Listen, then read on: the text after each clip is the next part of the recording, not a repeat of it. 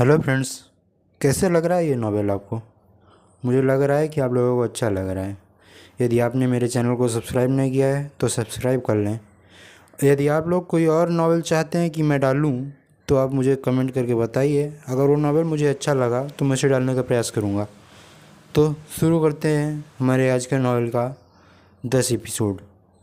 अध्याय 971 सू चेन के लिए लिन परिवार के 50% शेयर। सू चेन ने सू वानिकसू और मू जिकिंग के जाने का इंतजार करने के बाद जियांग वेहाई के पास जाकर पूछा, पर दादाजी क्या बात है? क्या आपको मुझसे कुछ काम है? जियांग वेहाई ने अपने बगल में रखे 4 बक्से सू चेन को सौंपते हुए कहा, ये लो, मैंने ये फ़ोन तुम्हारी पत्नी के माता पिता के लिए तैयार किए हैं। सू चेन और अन्य लोगों के जियांग परिवार के अड्डे से निकलते ही जियांग वेहाई ने इन चारों फ़ोन का इंतजाम कर दिया था।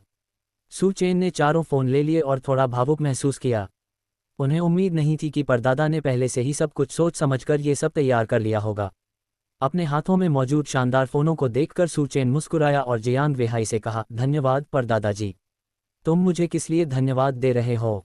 ये तो उचित ही है। अब वापस जाओ और आराम करो। जियांग वेहाई ने समय की ओर इशारा करते हुए कहा कि काफ़ी देर हो चुकी है और सू चेन को जाने के लिए कहा। ठीक है। सू चेन ने फ़ोन लिए और चली गई। सू चेन फ़ोन लेकर उस आंगन में लौट आई जहां वे ठहरे हुए थे। जियांग वेहाई ने सू चेन के परिवार की सुविधा के लिए उनके रहने के लिए एक बड़े आंगन की व्यवस्था की थी। सू चेन ने फ़ोन लिए और सबसे पहले पिता मू और माता मू के दरवाजे पर दस्तक दी। क्या बात है सू चेन? पिता मू ने दरवाज़ा खोलकर उसकी ओर देखते हुए पूछा। पिताजी, ये रहे आपके फ़ोन। इनमें सब कुछ पहले से ही लगा हुआ है, जब भी ज़रूरत हो आप इन्हें चालू करके इस्तेमाल कर सकते हैं। सू चेन ने फ़ोन पिता मू को देते हुए कहा और समझाया, पर दादाजी ने ये सब करवाया है। ये सुनकर फादर मू ने सिर हिलाया और मुस्कुराते हुए सू चेन के हाथ से फ़ोन ले लिया। धन्यवाद, फादर मू ने सू चेन की ओर देखते हुए कहा। ठीक है, अब मैं सोने जा रहा हूँ। आपको भी जल्दी आराम कर लेना चाहिए। सू चेन ने फादर मू की ओर सिर हिलाते हुए और हाथ हिलाते हुए कहा। फादर मू ने सिर हिलाया और कहा, ठीक है, तुमने आज भी खूब मेहनत की है। जल्दी वापस जाओ और थोड़ा आराम कर लो। तो मैं पहले वापस चलता हूँ, सू चेन ने मुस्कुराते हुए कहा। हम फादर मू ने सिर हिलाया और सू चेन मुड़कर चली गई। फादर मू के कमरे का दरवाजा छोड़ने के बाद सू चेन सीधे अपने कमरे में वापस नहीं गया, बल्कि वह मुड़कर उस कमरे में गया जहां मदर लिन और फादर लिन ठहरे हुए थे। पापा, मैं हूँ, क्या आप कृपया दरवाज़ा खोल देंगे? सू चेन ने उनके दरवाजे पर दस्तक देते हुए कहा। कुछ देर बाद मामू दरवाज़ा खोलने आईं। क्या बात है सू चेन? मामू ने दरवाजे पर खड़े सू चेन की ओर देखते हुए पूछा। सू चेन ने अपने हाथ में पकड़े दोनों फ़ोन बॉक्स मामू को सौंपते हुए कहा, ये फ़ोन पर दादाजी ने आपके लिए तैयार किए हैं। इस तरह संपर्क में रहना सुविधाजनक रहेगा। आप बस इन्हें चालू करके इस्तेमाल कर सकती हैं। ठीक है, आपकी मेहनत के लिए धन्यवाद, मामू ने मुस्कुराते हुए कहा और सू चेन से फ़ोन बॉक्स ले लिए। कुछ नहीं, अच्छा, आपको जल्दी आराम करना चाहिए। शुभ रात्रि, सू चेन ने माँ लिन और बाकी लोगों को हाथ हिलाते हुए कहा। शुभ रात्रि। जैसे ही सू चेन मुड़कर जाने ही वाला था, अंदर से फादर लिन की आवाज़ आई, सू चेन एक पल रुको। सू चेन, 1 मिनट रुको। तुम्हारे पापा तुमसे कुछ बात करना चाहते हैं, माँ लिन ने जल्दी से सू चेन को रोकते हुए कहा, जो जाने ही वाली थी। माँ लिन की बातें सुनकर सू चेन रुक गई और उसने माँ लिन की ओर हैरानी भरे भाव से देखा। इसी क्षण फादर लिन चलकर दरवाजे पर खड़े हो गए और सू चेन का अभिवादन करते हुए बोले, अंदर आइए और बैठिए। मुझे आपसे कुछ और बात करनी है। सू चेन ने सिर हिलाया और फादर लिन के पीछे कमरे में चली गई, जहां वे बैठ गए। क्या बात है पिताजी? सू चेन ने फादर लिन से हैरानी से पूछा। एक पल रुकिए, फादर लिन ने सू चेन की ओर देखते हुए कहा। फिर फादर लिन खड़े हुए और अंदर चले गए। कुछ देर बाद फादर लिन एक दस्तावेज का लिफाफा लेकर वापस लौटे। सू चेन ने फादर लिन के हाथ में मौजूद दस्तावेज के लिफाफे को हैरानी से देखा और पूछा, पिताजी यह क्या है? ये लिन परिवार समूह के शेयरों का 50% हिस्सा है। पिता लिन ने लिफाफे से सामग्री निकालकर सू चेन को दिखाई। उस पर लिखी हुई बातों को स्पष्ट रूप से पढ़ने के बाद सू चेन थोड़ा हैरान रह गया। शेयर हस्तांतरण समझौता, क्या पापा ये शेयर मुझे देने की योजना बना रहे हैं? 50% शेयर, यह कोई छोटी रकम नहीं है। विस्मयादिबोधक चिन्ह, विस्मयादिबोधक चिन्ह। आप क्या सोचते हैं? मैं लिन परिवार समूह के 50% शेयर आपको हस्तांतरित करने की योजना बना रहा हूं, पिता लिन ने सू चेन की ओर देखते हुए कहा। पिताजी, ये तो बहुत कीमती है। सू चेन ने अपने हाथ में मौजूद दस्तावेज के लिफाफे को देखते हुए सिर हिलाते हुए कहा। 50% शेयर खरीदना बहुत बड़ी रकम है। हमने इन्हें आपको पहले ही देने की योजना बनाई थी, लेकिन हम इसे टालते रहे। इसके अलावा हमारी इकलौती बेटी वानिक्सू है। अब जब आप वानिक्सू के पति हैं तो आपको ये 50% शेयर देना कोई बड़ी बात नहीं है। हालांकि आपको हमसे वादा करना होगा कि आप वानिक्सू के साथ अच्छा व्यवहार करेंगे, पिता लिन ने सू चेन की ओर देखते हुए कहा। दरअसल उसने अक्सर देखा था कि सू चेन और लिन वानिक्सू के बीच बहुत अच्छे संबंध थे। उन्हें इस बात की बिल्कुल भी चिंता नहीं थी कि सू चेन वानिक्सू को नुकसान पहुंचाएगा, लेकिन फिर भी वे सू चेन को प्रोत्साहित करने से खुद को रोक नहीं पाए। शेयरों के इस मामले के संबंध में उनकी स्वार्थी इच्छा थी कि वे उन्हें सू चेन को दे दें, लेकिन परिवार के भीतर हुई एक बैठक के बाद इसे भी मंजूरी दे दी गई थी, क्योंकि लिन परिवार के लोग जानते थे कि उनके परिवार का भविष्य सू चेन की सुरक्षा पर निर्भर करता है। इसके अलावा जियांग परिवार के साथ यह सहयोग पूरी तरह से सू चेन की ही देन थी। इसलिए लिन परिवार के लोग इस 50% शेयरों को लेकर कंजूसी नहीं करेंगे। वे चाहते थे कि लिन काइवू सू चेन के साथ बेहतर संबंध बनाए और सू चेन के साथ जुड़ जाए, क्योंकि इससे उन्हें अधिक निश्चिंतता महसूस होगी। आप निश्चिंत रहिए पिताजी, मैं लिन वानिक्सू का अच्छे से ख्याल रखूंगा, सू चेन ने सिर हिलाते हुए कहा। इसके बाद सू चेन ने कहा, लेकिन 50% शेयर अभी भी बहुत मूल्यवान हैं। सू चेन ने अपने हाथ में मौजूद शेयरों को देखा और हिचकिचाया। कोई बात नहीं, यही हमारे लिन परिवार की इच्छा है। आपके साथ होने पर ही सबको सुकून मिलता है। आखिर यह एक नया युग है और सब बहुत असमंजस में हैं। इसके अलावा भविष्य में हमारे लिन परिवार को और भी बड़ा और मजबूत बनाने के लिए हमें आपके समर्थन की आवश्यकता है। आपकी प्रतिष्ठा ही हमारी सबसे बड़ी सुरक्षा है, क्योंकि आने वाला युग मार्शल आर्ट का सर्वोपरि होगा, पिता लिन ने सू चेन की ओर देखते हुए कहा। लिन काइवू की यह बात सुनकर सू चेन ने बिना किसी झिझक के सिर हिलाते हुए कहा, ठीक है चूंकि ऐसा है तो मैं इसे स्वीकार कर लूंगा। उनके अपने माता पिता के पास व्यापारिक मामलों को संभालने का समय नहीं था, इसलिए लिन परिवार द्वारा इसे संभालने में मदद करना काफ़ी अच्छा था। अच्छा, मैंने इस शेयर हस्तांतरण समझौते पर पहले ही हस्ताक्षर कर दिए हैं, अब बस आपके हस्ताक्षर की जरूरत है, फादर लिन ने सू चेन से कहा। ठीक है, सू चेन ने सिर हिलाया और शेयर हस्तांतरण समझौते पर अपने हस्ताक्षर कर दिए। इसके बाद फादर लिन ने दस्तावेज को एक तरफ रख दिया और सू चेन की ओर देखते हुए कहा, जैसे ही मैं वापस जाकर इसे प्रक्रिया के लिए वकील को सौंप दूंगा, ये प्रभावी हो जाएगा। तो मैं पहले आपको धन्यवाद देता हूं पिताजी, सू चेन ने पिता लिन की ओर आदरपूर्वक देखते हुए कहा। सू चेन, मेरे साथ इतना विनम्र मत बनो, हमारे बीच इतना औपचारिक होने की कोई जरूरत नहीं है, फादर लिन ने सू चेन के कंधे पर थपथपाते हुए कहा। सू चेन ने सिर हिलाया और फादर लिन ने सू चेन की ओर देखकर कहा, ठीक है, तुम वापस जाओ और पहले आराम करो, तुम आज पूरे दिन थके हुए हो। अध्याय 972 नव वर्ष, सैर के लिए बाहर जाना। तो मैं पहले वापस चलता हूँ, सू चेन ने खड़े होकर फादर लिन की ओर देखते हुए कहा। पिता लिन ने सिर हिलाया, फिर सू चेन को दरवाजे तक ले गए। ठीक है, तो मैं चलता हूँ, सू चेन ने फादर लिन की ओर देखते हुए कहा। ठीक है, जल्दी आराम कर लो, फादर लिन ने सिर हिलाते हुए कहा। ठीक है, सू चेन ने सिर हिलाया, फिर मुड़कर चला गया। अगली सुबह सू चेन, जियांग वेहाई और अन्य लोगों ने नाश्ता करने के बाद बैठक कक्ष में आराम किया। चलो बाद में सड़क पर टहलने चलते हैं, जियांग वेहाई ने सोफे पर बैठे सभी लोगों की ओर देखते हुए कहा। ठीक है, ठीक है, सू यनुओ, सू युतोंग और बाकी सभी ने किनारे से खुशी खुशी सहमति जताई। आखिरकार लड़कियों को इस तरह की खरीदारी करने में कोई आपत्ति नहीं होती। बिल्कुल, बाहर खेलने आने का मतलब है कि हमें थोड़ा और घूमना फिरना चाहिए, जियांग युक्सियू ने बगल से कहा। लिन वानिक्सू, मू जिकिंग और अन्य लोगों ने भी सिर हिलाया। क्योंकि यही स्थिति है तो मैं सबको आधा घंटा देता हूँ। चलिए आधे घंटे में चलते हैं, जियांग वेहाई ने सबकी ओर देखते हुए कहा। सू यनुओ, सू युतोंग और अन्य लोगों ने जियांग वेहाई को देखकर खुशी से सिर हिलाया। इसके बाद सभी लोग बैठक कक्ष से बाहर निकल गए। पास ही खड़े कुछ नौकर यह सब देख रहे थे और आपस में फुसफुसा रहे थे। हा, अब घर में कितने सारे लोग हैं। हाँ, ये कहीं अधिक उत्सवपूर्ण है। बिल्कुल सही, गुरुजी पहले ज़्यादा मुस्कुराते नहीं थे, लेकिन अब लगता है कि वे बहुत ज़्यादा मुस्कुराते हैं। बिल्कुल सही, ऐसा इसलिए होगा क्योंकि वे युवतियाँ बहुत ही जीवंत हैं। ठीक है, ठीक है, ठीक है। ...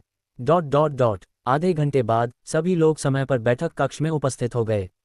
क्या सब तैयार हैं? जियांग वेहाई ने सू यनुओ, सू युतोंग और बाकी लोगों की ओर देखते हुए कहा। सू युतोंग और बाकी लोगों ने जियांग वेहाई को सिर हिलाकर कहा, हम तैयार हैं। अब हम बाहर जा सकते हैं। तो चलिए चलते हैं। जियांग वेहाई ने मुस्कुराते हुए सबकी ओर देखा। अब उनके दिल में इन परपोतियों के लिए बेहद स्नेह था। चलो चलें, बहनों, सू युतोंग और सू यनुओ ने खुशी से कहा। चलो चलते हैं। इसके बाद सू यनुओ और सू जिहान ने दाबाओ और शियाओबाओ का हाथ पकड़ा और दरवाजे की ओर दौड़ पड़ी। ठीक है, चलो सब एक साथ चलते हैं, जियांग वेहाई ने कहा। ठीक है, सब ने एक स्वर में कहा। इस प्रकार सभी ने अपने कपड़े बदले, अपने छोटे छोटे बैग उठाए और बाहर निकल पड़े। वे एक भव्य जुलूस के रूप में बाहर निकले। रास्ते में सभी लोग बातें करते और हंसते रहे और जल्द ही वे सड़क पर पहुंच गए। जियांग युक्सियु, मदर मू और लिन वानिक्सुए और मू जिकिंग के साथ सड़क पर आगे चल रही थीं, जबकि जियांग वेहाई, लिन काइवू और अन्य लोग उनके पीछे पीछे चल रहे थे। सभी को यहाँ की चहल पहल बहुत पसंद आई, खासकर जीवंत बाजार। यहाँ के स्वादिष्ट भोजन और मनोरंजक चीज़ों ने आसानी से सभी का ध्यान आकर्षित कर लिया। ओह, हम सचमुच सही समय पर आए हैं, यहाँ बाजार लगने के ठीक समय पर, जियांग वेहाई ने आगे की भीड़ को देखते हुए खुशी से कहा। सू यनुओ, सू केक्सिन और अन्य लोग इधर उधर दौड़कर देखने लगे। आज साधना जगत में चंद्र नव वर्ष का दूसरा दिन था और सड़कें अभी भी उत्सव के दृश्यों से भरी हुई थीं। साधना जगत बहुत जीवंत था और हर जगह शांतिपूर्ण वातावरण से भरा हुआ था। सभी लोग चलते चलते रुकते और तरह तरह के स्टॉल और सामान देखते रहते थे। हालांकि सड़क के दोनों ओर छोटे छोटे विक्रेता स्टॉल लगा रहे थे, फिर भी सड़क काफ़ी चौड़ी थी और ज़्यादा भीड़भाड़ वाली नहीं थी। इसके अलावा प्रत्येक छोटे विक्रेता ने लकड़ी की गाड़ी का इस्तेमाल किया और गाड़ियों पर लालटेनें लटकाई गईं, जिससे माहौल बेहद उत्सवपूर्ण हो गया। इस सड़क पर चल रहे लोग प्राचीन शैली के कपड़े पहने हुए थे और यहाँ चलना समय में यात्रा करने जैसा प्रतीत हो रहा था। वाह, इन्होंने कितने सुंदर कपड़े पहने हैं, सू युतोंग ने आते जाते लोगों के कपड़ों को देखते हुए कहा। हाँ, हालांकि मैंने पहले भी नश्वर दुनिया में उनके पहने हुए कपड़े देखे हैं, लेकिन मैंने शायद ही कभी इतने सारे लोगों को उन्हें पहने हुए देखा हो, सू युतोंग के बगल में बैठी सू यनुओ ने भी सिर हिलाकर कहा। लेकिन इस तरह पहनने पर वे बहुत ही अनोखे दिखते हैं, सू केक्सिन ने बगल से उत्साहपूर्वक कहा। जियांग वेहाई ने बगल से समझाया, दरअसल यहाँ हमारे लिए इस तरह के कपड़े पहनना बहुत सामान्य बात है। इसके अलावा इसे साधना जगत का केंद्रीय क्षेत्र माना जा सकता है। यहाँ कई छोटे कस्बे और कई दुकानें हैं, और यहाँ एक बड़ी दुकान है जो इस तरह के कपड़े बेचने में माहिर है। अगर आपको पसंद आए तो मैं आपको बाद में दिखाने ले जाऊँगा। ठीक है, ठीक है, ये सुनकर सू केक्सिन और अन्य लोगों ने खुशी से कहा। पर दादाजी, आप कितने अच्छे हैं, सू युतोंग ने प्यारी सी मुस्कान के साथ जियांग वेहाई से कहा।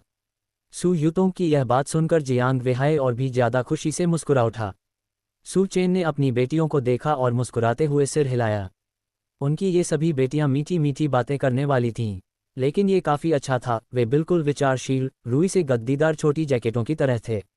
सड़क पर हर जगह विक्रेताओं के नारे गूंजने लगे। आएं और एक नज़र डालें, देखिए, स्वादिष्ट तितली के आकार की पेस्ट्री स्टिल्ड बटरफ्लाई पेस्ट्रीज ज़रूर खरीदें। यकीन मानिए, खाने के बाद आपको इनकी याद ज़रूर आएगी। केले का दूध खरीदो, एक मिठाई खरीद लो, यहाँ से गुजरते समय इसे देखना न भूलें। सू यनुओ और सू युतोंग और अन्य लोग आगे आगे टहल रहे थे, जबकि सू चेन उनके पीछे पीछे भुगतान करते हुए चल रहा था।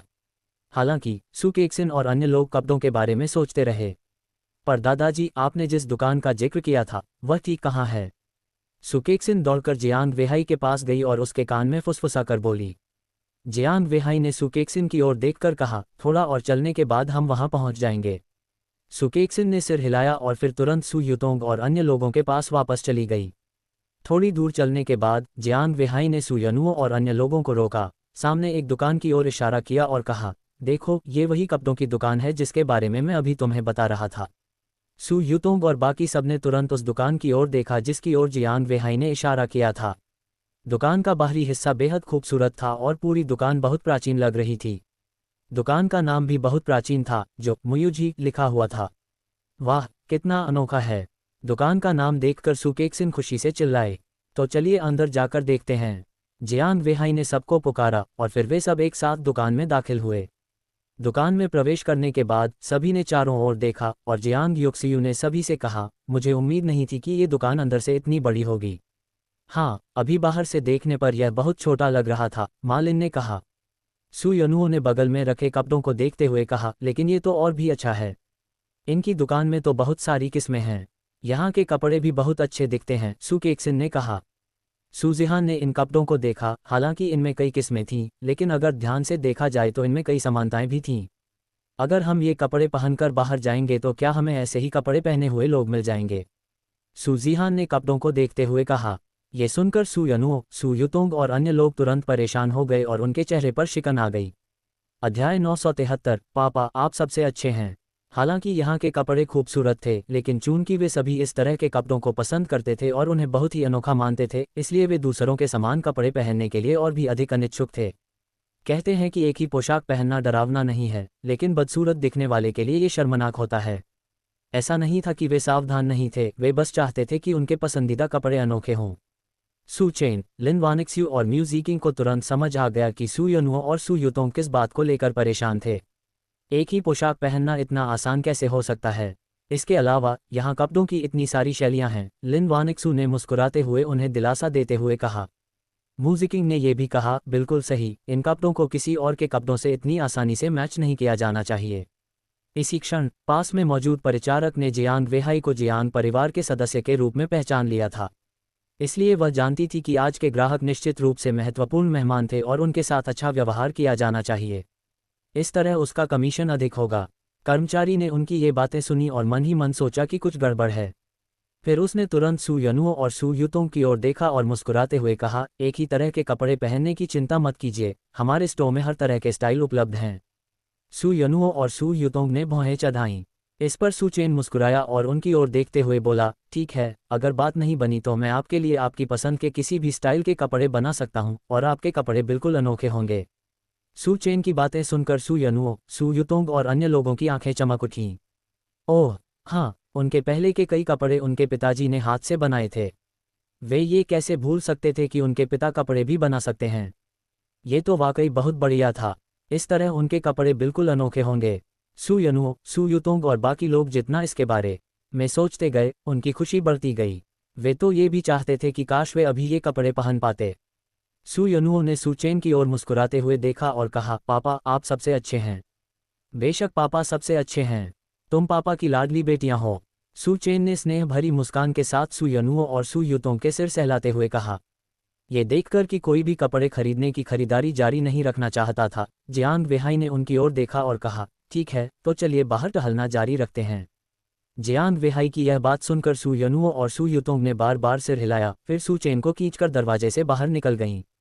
सड़क पर तरह तरह की चमकदार चीजें बिखरी पड़ी थीं, जिन्हें देखकर लोगों का सिर चकरा रहा था। सू यनुओ और सू युतोंग ने सड़क के चारों ओर घूमते हुए डाबाओ और शियाओबाओ का नेतृत्व किया। वे कुछ देर तक इसे देखते, फिर कुछ देर तक उसे। इसी बीच सू चेन, जियांग वेहाई और अन्य लोग धीरे धीरे उनके पीछे चलने लगे। ओह हाँ सू चेन, मुझे तुमसे कुछ कहना है, जियांग वेहाई ने चलते हुए सू चेन और अन्य लोगों से कहा। सू चेन ने अपना सिर झुकाया और उलझन भरी नज़रों से जियांग वेहाई को देखते हुए पूछा, क्या बात है? यह उसी स्पिरिट लॉकिंग एरे के बारे में है जिसका जिक्र मैंने आपसे पहले किया था, है ना? जियांग वेहाई ने कहा। सू चेन, सू ये और बाकी सभी लोग जियांग वेहाई को देखकर थोड़ा हैरान रह गए। पर दादाजी ने यह बात अब क्यों उठाई? क्या ऐसा हो सकता है कि स्पिरिट लॉकिंग एरे खुलने ही वाला हो? हाँ, मुझे इसके बारे में पता है। ये तंत्र आध्यात्मिक ऊर्जा को अवरुद्ध करने के लिए बनाया गया है, ताकि वह मानव जगत तक न पहुंच सके, सू चेन ने जियांग वेहाई से कहा। जियांग वेहाई ने सिर हिलाते हुए कहा, यह उसी के बारे में है। क्या शेंग युन ने पहले नहीं कहा था कि साधना जगत अगले महीने की शुरुआत में मानव जगत में आत्मा अवरोधन तंत्र को हटा देगा? उस समय आध्यात्मिक ऊर्जा मानव जगत में प्रवेश करेगी। आध्यात्मिक ऊर्जा ब्लू स्टार के हर कोने में फैलेगी। मुझे पता है, अभी गिनते गिनते लगभग समय हो गया है, सू चेन ने जियांग वेहाई से कहा। क्या? फादर लिन और फादर मू ने हैरानी से जियांग वेहाई को देखा। आगे चल रही माँ लिन और माँ मू ने उनकी आवाज़ें सुनकर अपना सिर घुमाया। तुम दोनों इतनी जोर से क्यों चिल्ला रहे हो? तुमने हमें डरा दिया, मामू ने पिता मू और अन्य लोगों से कहा। कुछ नहीं, कुछ नहीं, पिता मू ने माता मू से कहा। हालांकि सू चेन ने पहले भी उनसे इस बारे में बात की थी, लेकिन उन्हें वास्तव में इतनी जल्दी ऐसा होने की उम्मीद नहीं थी, क्योंकि सू चेन ने उन्हें यह नहीं बताया था कि इसमें ठीक ठीक कितना समय लगेगा।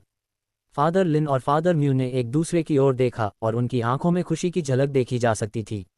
क्या इसका मतलब यह था कि वे अंततः खेती के क्षेत्र में भी कदम रख सकते थे? सू चेन की बात करें तो फादर लिन और फादर मू के उत्साह की तुलना में वह अपेक्षाकृत शांत रहा, क्योंकि पिछली बार उसने शेनेग्युन से इसके बारे में सुन लिया था। तो क्या इसका मतलब यह है कि हम भी खेती शुरू कर पाएंगे? फादर लिन ने जियांग वेहाई से उत्साहपूर्वक पूछा। हाँ, जियांग वेहाई का सकारात्मक जवाब सुनकर फादर लिन और अन्य लोगों ने एक दूसरे की ओर देखा, उनकी आंखें उत्साह से चमक रही थीं। फादर लिन बेहद उत्साहित थे। आखिरकार इससे पहले भी सू चेन की वजह से लिंग ग्रुप ने व्यापारिक सहयोग शुरू कर दिया था। अब जबकि स्पिरिट लॉकिंग एरे भी खुल गया है, व्यापार के अवसर असीमित होंगे। जियांग वेहाई ने सिर हिलाकर सू चेन से कहा, जी हाँ, स्पिरिट लॉकिंग एरे को खोलने की तारीख तय हो गई है। कल ही स्पिरिट लॉकिंग एरे को खोला जाएगा। आध्यात्मिक ऊर्जा ब्लू स्टार के हर कोने में फैलेगी। उस समय आप समृद्ध आध्यात्मिक ऊर्जा को महसूस कर पाएंगे और फिर आप उसे आत्मसात कर पाएंगे, जियांग वेहाई ने कहा।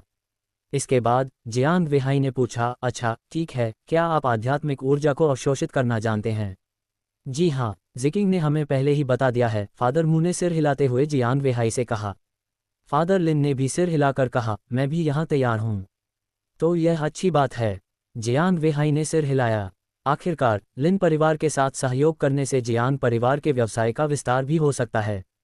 फादर लिन ने सिर हिलाकर कहा, मुझे लगता है कि उस समय देश में मोबाइल फ़ोन और तलवार जैसी चीज़ें निश्चित रूप से खूब बिकेंगी। फिर फादर लिन ने अपने बगल में बैठे फादर मू की ओर देखा और कहा, ओह वैसे ओल्ड मू, मैंने इस बारे में आपसे पहले भी बात की थी, आपने क्या फैसला किया है? ये पैसा कमाने का एक अचूक तरीका है। फादर मू ने सिर हिलाया और फिर फादर लिन से कहा, इस मामले से निपटना भी मुश्किल है, खासकर परिवार के लोगों की वजह से। उन्हें नहीं पता कि इससे हमारे मू परिवार को लाभ होगा, इसलिए वे इसमें बाधा डाल रहे हैं और मेरे द्वारा कुछ अन्य व्यावसायिक क्षेत्रों को बेचने से पूरी तरह असहमत हैं। तो आप उनकी बात सुनने की योजना बना रहे हैं। आखिरकार यह एक पक्का सफल कारोबार है, फादर लिन ने फादर म्यू से कहा। फादर मू ने हाथ हिलाते हुए कहा, मैंने उनकी बात नहीं मानी। मैं अब अपने सारे दूसरे कारोबार बेच रहा हूँ। उस समय भी मुझे ब्रदर लिन की देखरेख पर ही निर्भर रहना पड़ेगा। बेशक केक का इतना बड़ा टुकड़ा होने के कारण मुझे इसे भाई मू के साथ साझा करना ही होगा, मैं इसे अकेले नहीं खा सकता, फादर लिन ने मुस्कुराते हुए फादर मू के कंधे पर थपथपाते हुए कहा। अध्याय 974, माता पिता और पत्नी के साथ सफलता की राह पर आगे बढ़ना। इसी बीच लिन परिवार के घर में लिन यान सोफे पर उदास बैठी हुई थी। लिन यान और लिन काइवू अच्छे भाई थे, लेकिन वह भी पूरी तरह से यह नहीं समझ पा रहा था कि लिन काइवू ने कुछ लाभदायक व्यवसाय क्यों बेच दिए थे। मुझे बताओ, बिग ब्रदर आखिर सोच क्या रहा है? क्या उसने वाकई परिवार के इतने मुनाफे वाले वाटर हीटर के कारोबार को किसी और को बेच दिया? लिन यान ने अपनी पत्नी से गुस्से में कहा। लिन यान की पत्नी ने उसे इस हालत में देखा और पास आकर उसका सिर सहलाते हुए बोली, ज्यादा मत सोचो, तुम्हारे बड़े भाई के ऐसा करने के पीछे जरूर कोई वजह होगी। वैसे भी क्या बड़े भाई इतने नासमझ होंगे? उनके सारे पिछले फैसले सही थे, इसलिए मुझे नहीं लगता कि तुम्हें इतना परेशान होने की ज़रूरत है। बड़े भाई के पास ज़रूर कोई वजह होगी और आपको यह मानना होगा कि बिग ब्रदर जानता है कि वह क्या कर रहा है। बस आराम करो, आहें भरना बंद करो। लिन यान ने अपनी पत्नी की बात सुनी, एक गहरी आह भरी और उसकी ओर देखते हुए बेबसी से कहा, तुम्हें पता नहीं कि मैं कितना चिंतित हूं कि बड़े भाई कोई मूर्खतापूर्ण काम न कर दें। उनका यह फैसला पूरी तरह गलत है। कौन जाने कहीं वो कोई बेवकूफ़ी भरा काम न कर बैठें। बड़ा भाई कोई मूर्खतापूर्ण काम क्यों करेगा? बड़ा भाई और बड़ी भाभी तो अब बहुत खुश हैं। बकवास मत करो। लिन यान की पत्नी ने लिन यान की ओर मुस्कुराते हुए कहा। ठीक है, मैं बकवास नहीं करूंगी, लिन यान ने बुदबुदाते हुए कहा। लिन यान की पत्नी ने अपने पति को मनोरंजक ढंग से देखा, फिर धीमी आवाज में उसे दिलासा देने लगी। मू परिवार में मू शेंगिंग के रिश्तेदार भी यह नहीं समझ पा रहे थे कि वह अचानक स्मार्ट मशीनरी व्यवसायों में से कुछ को क्यों बेचना चाहता है। तुम्हें क्या लगता है कि बिग ब्रदर अचानक परिवार के सारे कारोबार क्यों बेचना चाहता है? क्या बिग ब्रदर सचमुच परिवार की सारी संपत्ति बेचने की योजना बना रहा है? मू रोंगक्सू ने बैठक में बैठी मूशे और बाकी लोगों से पूछा।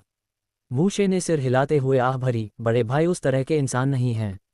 संपत्ति के मामलों के कारण वे निश्चित रूप से इतनी मूर्खतापूर्ण हरकत नहीं करेंगे। मू रोंगक्सू ने उनकी ओर देखते हुए सिर हिलाया और आगे पूछा, आपको क्या लगता है कि बड़े भाई के ऐसा करने का क्या कारण है? मूशे और बाकी सभी ने अपना सिर हिलाया, उन्हें समझ नहीं आ रहा था कि मू शेंगिंग ऐसा क्यों कर रहा है। लेकिन क्या मू शेंगिंग ने ऐसा करके हम बाकी लोगों के बारे में सोचा है? इलेक्ट्रॉनिक्स उद्योग इस समय फल फूल रहा है और वह इसे बेच रहा है। क्या वह हमारे मू परिवार को बर्बाद करने की कोशिश कर रहा है? एक व्यक्ति ने सवाल किया। बकवास मत करो, यह मामला उतना आसान नहीं है जितना तुम सोचते हो। मूशे ने अपने भाई को घूरते हुए डांट लगाए। अन्य लोगों ने भी मूशे की बातों से सहमति जताते हुए सिर हिलाया। वे ये भी पूरी तरह से समझ नहीं पा रहे थे कि मू शेंगिंग ऐसा मूर्खतापूर्ण काम क्यों करेगा। मूशे ने आगे कहा, बड़े भाई के ऐसा करने के पीछे जरूर कोई कारण होगा। अपनी कल्पनाओं को बेकाबू मत होने दो। हाँ, ज़्यादा मत सोचो। मिलकर काम करने से ही हम मजबूत बन सकते हैं। मुझे लगता है कि बेहतर विकास के लिए हमें अभी सहयोग करना होगा। मू रोंगक्स्यू ने भी यही बात कही। आखिरकार वह इस व्यक्ति की तुलना में मू शेंगिंग पर अधिक भरोसा करती थी। सू चेन, जियांग वेहाई और सू ये दोपहर तक खरीदारी करते रहे। तभी जियांग वेहाई ने सबकी तरफ देखकर कहा, ठीक है, क्या तुम्हें अभी तक भूख नहीं लगी है? भूख लगी है, सू यनुओ ने कहा, और उसके बोलते ही उसके पेट से सहमति में गुड़गुड़ाहट की आवाज़ आई। सू यनुओ ने तुरंत अपना चेहरा ढक लिया। कितना शर्मनाक। सू चेन ने मुस्कुराते हुए सू यनुओ की ओर देखा और कहा, ठीक है चून की तुम्हें भूख लगी है तो चलो घर चलते हैं। जियांग वेहाई ने भी मुस्कुराते हुए कहा, चलिए घर जाकर रात का खाना खाते हैं। मैंने नौकरों को खाना तैयार करने का निर्देश दे दिया है। सू यनुओ और अन्य लोगों ने तुरंत सिर हिलाकर सहमति जताई।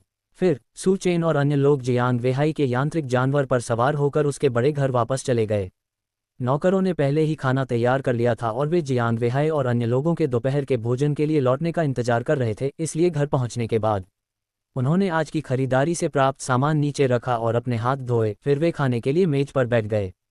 भोजन के दौरान फादर लिन और फादर म्यू मेज पर रखे अपरिचित व्यंजनों की लगातार प्रशंसा करते रहे और कहते रहे कि वे कितने स्वादिष्ट हैं। सू चेन और अन्य लोगों के दोपहर का भोजन समाप्त करने के बाद माँ लिन और मामू ने सू यनुओ और सू युतोंग के साथ मिलकर आज सड़क से खरीदी गई वस्तुओं की प्रशंसा करना शुरू कर दिया। इस बीच सू चेन ने सू वानिक्स्यू, जियांग योक्सियू और सू ये को एक कमरे में बुलाया। क्या हुआ चेन चेन? सू ये ने सू चेन से हैरानी से पूछा। सू चेन ने सू ये और अन्य लोगों को देखकर मुस्कुराया, फिर अपने स्थान से 3 आड़ू निकाले।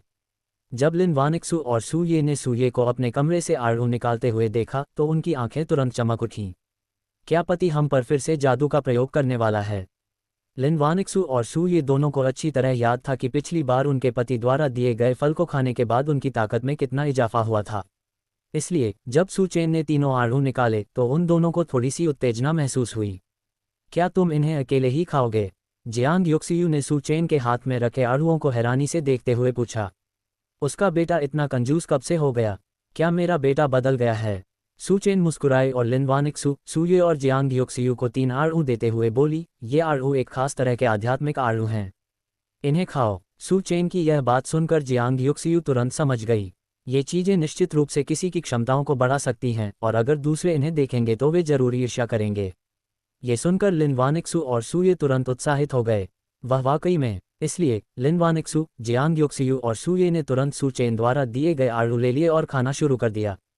उसी समय सू चेन ने सिस्टम से बात करना शुरू किया। सिस्टम, लिन वानिक्सू के लिए 6 विशेष मार्शल आर्ट अपग्रेड कार्ड, सू ये के लिए 7 विशेष मार्शल आर्ट अपग्रेड कार्ड और जियांग योक्सियू के लिए 6 विशेष मार्शल आर्ट अपग्रेड कार्ड नामित करें।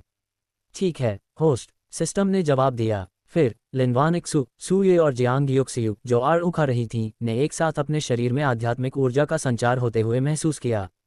जियांग योक्सियू ने सू चेन को हैरानी से देखा, उसे उम्मीद नहीं थी कि आड़ू इतने कारगर साबित होंगे। हालांकि लिन वानिक्सू और सू ये को इसकी आदत हो चुकी थी। लिन वानिक्सू ने मुस्कुराते हुए अपने आड़ू का आधा हिस्सा सू चेन को देते हुए कहा, पतिदेव आप भी थोड़ा खा लीजिए। क्योंकि यह आध्यात्मिक ऊर्जा से भरपूर आड़ू है, इसलिए आप भी इससे आध्यात्मिक ऊर्जा सोख सकते हैं। सू चेन ने लिन वानिक्सू की ओर देखा, मुस्कुराया और सिर हिलाते हुए कहा, कोई ज़रूरत नहीं, तुम बस खा लो। ठीक है, लिन वानिक्सू ने जवाब दिया। फिर सू चेन ने लिन वानिक्सू, जियांग योक्सियू और सू ये के आड़ू खाने का इंतजार किया। सिस्टम की आवाज़ सुनाई दी, होस्ट, वितरण पूरा हो गया। सू चेन ने लिन वानिक्सू, जियांग योक्सियू और अन्य 2 लोगों को देखकर मुस्कुराया। लिन वानिक्सू ने लैंप लाइटिंग के अंतिम चरण में, सू ये ने लाइफ अर्थ के अंतिम चरण में और जियांग योक्सियू ने सीधे मिस्ट के प्रारंभिक चरण से लैंप लाइटिंग के मध्य चरण में प्रगति की। अध्याय 975, आध्यात्मिक ऊर्जा का पूर्ण पुनरुत्थान। जियांग योक्सियू अपनी साधना के स्तर में आए बदलाव को देखकर हैरान रह गई। उसने कभी सोचा भी नहीं था कि उसके बेटे द्वारा दिया गया आध्यात्मिक आड़ू इतना कारगर साबित होगा। दरअसल इसने उसे अर्ली फॉग स्टेज से सीधे मिड रैंक बर्निंग लैंप दायरे में छलांग लगाने की अनुमति दी थी। यह एक बहुत बड़ी छलांग थी। जियांग योक्सियू इससे बेहद खुश थी।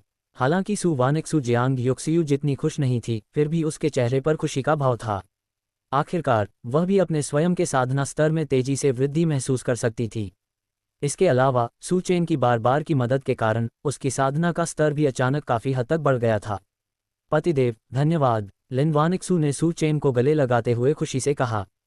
सू चेन ने लिन वानिक्सू के सिर पर हाथ फेरा और कोमल मुस्कान के साथ कहा, नादानी लड़की, क्या हमें धन्यवाद देने में इतना औपचारिक होने की कोई ज़रूरत है?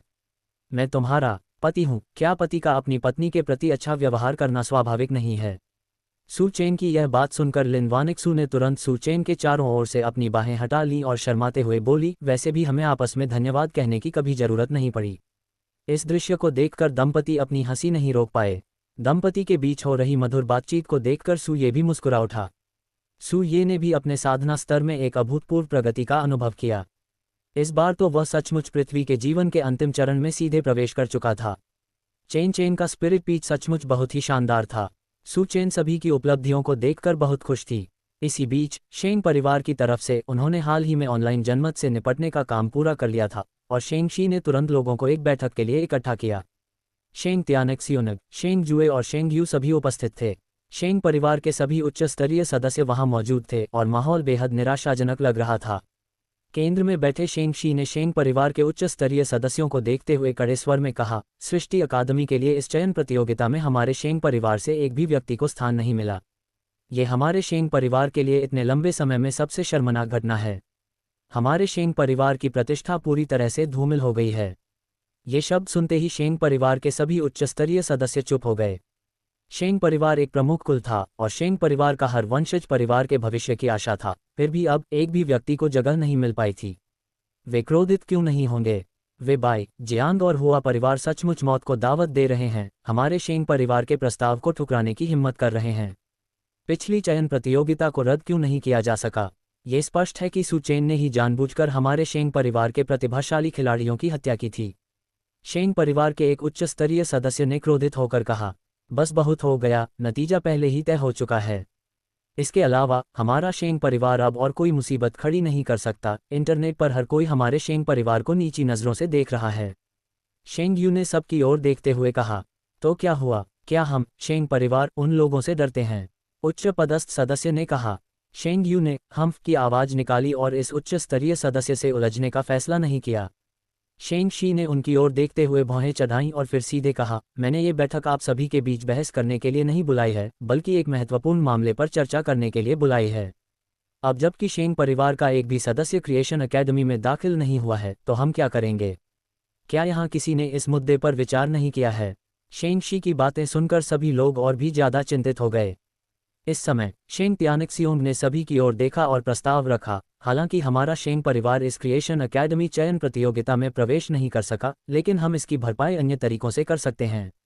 कौन से तरीके? शेंग शी ने शेंग त्यानेक्सियोंग की ओर देखते हुए पूछा।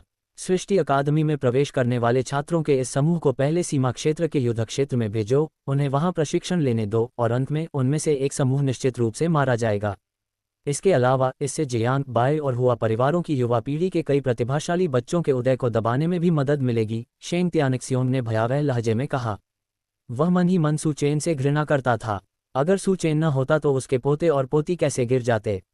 इस क्रिएशन अकेडमी चयन प्रतियोगिता में शेंग परिवार को एक भी मौका नहीं मिला था और वह किसी भी कीमत पर शेंग परिवार को इससे कोई फायदा नहीं उठाने देगा। यह विधि व्यवहार्य है। हम सृजन अकादमी में उनके प्रवेश करने के इस अवसर का लाभ उठाकर सू चेन को दबा सकते हैं और छात्रों के इस समूह को सीमा क्षेत्र के युद्ध क्षेत्र में मरने दे सकते हैं। इसे शेंग परिवार के लिए बदला लेने के रूप में भी देखा जा सकता है। अच्छा, ये तरीका व्यवहारिक है। एक ही वाक्य से शेंग त्यानेक्सियोंग ने सबकी सर्वसम्मति प्राप्त कर ली। शेंग परिवार के उच्च स्तरीय सदस्यों ने सहमति में सिर हिलाया। वे भी बहुत अनिच्छुक थे, लेकिन वे इससे ज़्यादा कुछ नहीं कर सकते थे। ये प्रस्ताव सुनकर शेंग गुआंगचाओ ने भी सहमति में सिर हिलाते हुए कहा, यह वाकई एक अच्छा तरीका है। चूंकि हम सृजन अकादमी चयन प्रतियोगिता में भाग नहीं ले सकते, तो इन लोगों को सीमा क्षेत्र के युद्ध क्षेत्र में मरने दो। हालांकि शेंग गुआंगचाओ केवल कुछ परिवारों के लोगों से निपटने की बात नहीं कर रहा था, उसके दिल में भरी नफरत पूरी तरह से सू चेन की वजह से थी। इसलिए इस बार उसे सीमावर्ती क्षेत्र के युद्ध क्षेत्र के माध्यम से सू चेन को मारना होगा। तभी वह अपने बेटे की हानि की भरपाई कर सकता था। वह अपने बेटे का बदला लेना चाहता था। ये सोचकर शेंग गुआंगचाओ की आंखें और भी ठंडी हो गईं। शेंग शी ने देखा कि सभी ने शेंग त्यानेक्सियोंग के सुझाव का समर्थन किया था। उन्हें भी ये प्रस्ताव अच्छा लगा।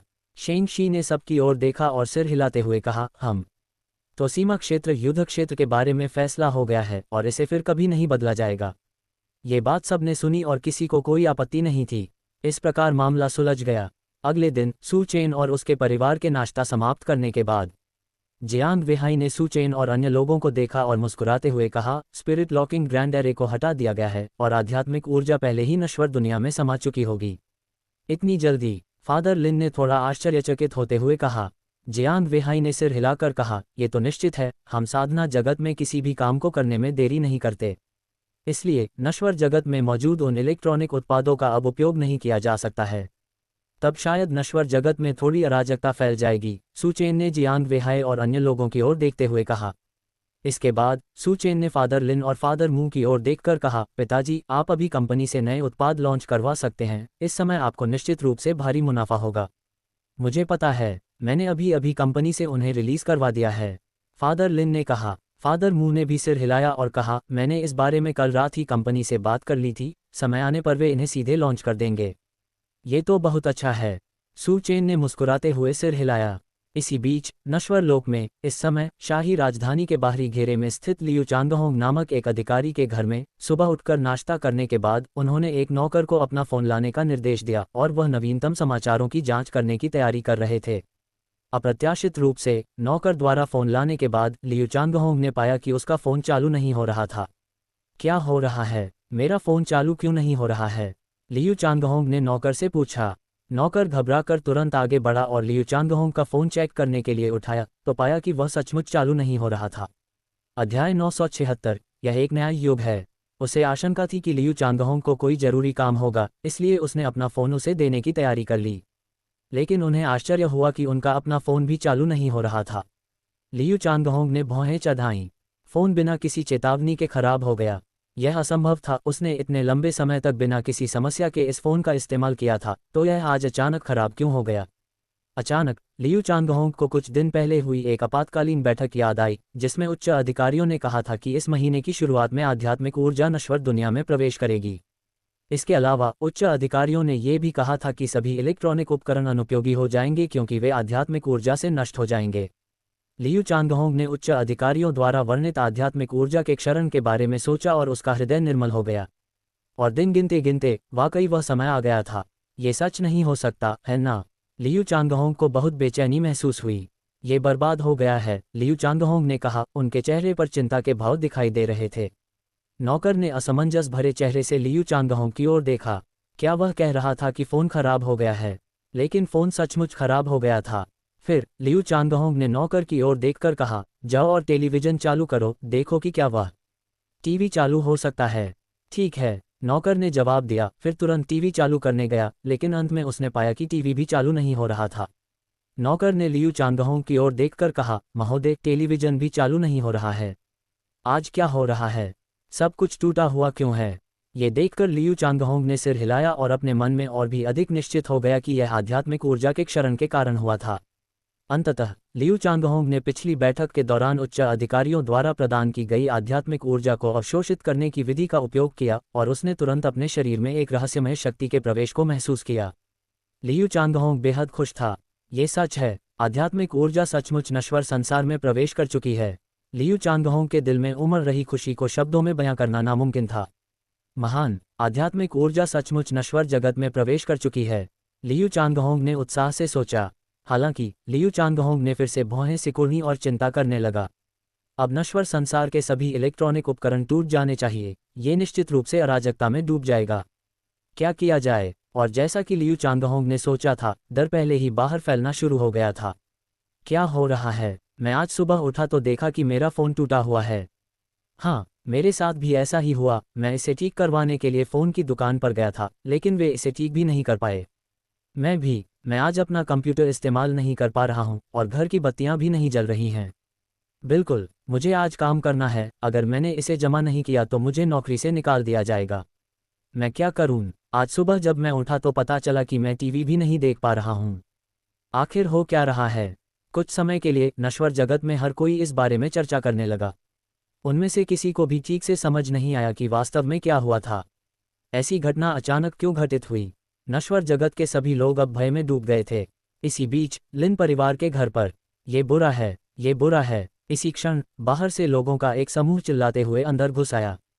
इतना शोर क्यों मचा रहे हो? लिन यान ने डांटते हुए कहा। युवक स्वामी, कुछ गड़बड़ हो गई है। नश्वर लोक में हमारे सभी उत्पाद टूट गए हैं और पूरी तरह से अनुपयोगी हैं। क्या? लिन यान दंग रह गई।